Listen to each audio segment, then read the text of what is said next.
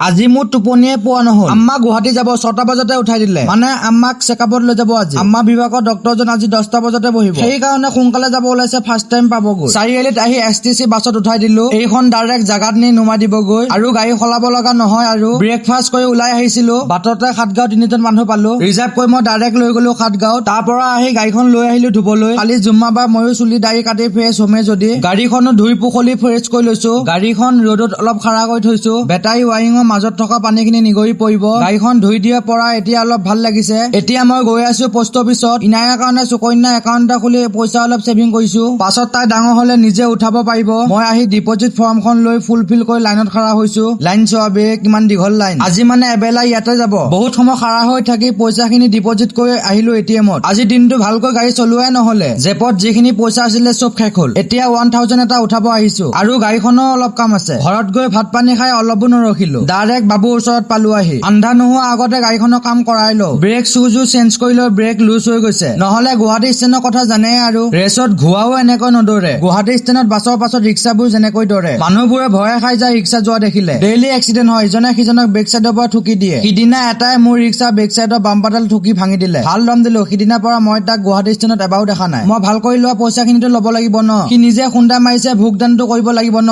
নো Mercy. ৰাতিয়ে হ'ল আহি একেবাৰে চুলিখিনি কাটিয়ে লৈ যোৱা। কালি বা কি কাম ওলাই। কৰাক চাই বনাইছে জালুক পাউডাৰ দি। ডিঙিটো বোলে জাম হৈছে, চাফা কৰিব জালুক চাহ খাই। কিন্তু এইটো সত্য কথা, জালুক বা আদা চাহ খালে আপোনাৰ যদি ডিঙি মাতটো বহি গৈছে তেন্তে জালুক বা আদা চাহ একাপ বনাই খালে ঠিক হৈ যাব। কেতিয়াবা ঘৰত ট্ৰাই কৰি চাব। এতিয়া ৰহিলো আংগুৰ অলপ নিব ইনায়াৰ কাৰণে। আমাৰ তাই আকৌ আংগুৰ খাই তামাম ভাল পায়। মই আহি মাত দিলো কাৰণে তাই মোক দেখি মুখখন ঢাকি দিলে। মানে মোক দেখি লুকাইছে, ঘৰত থাকিলে খেলি থাকো যে। তাই আংগুৰ খাই হাঁহি চোৱা।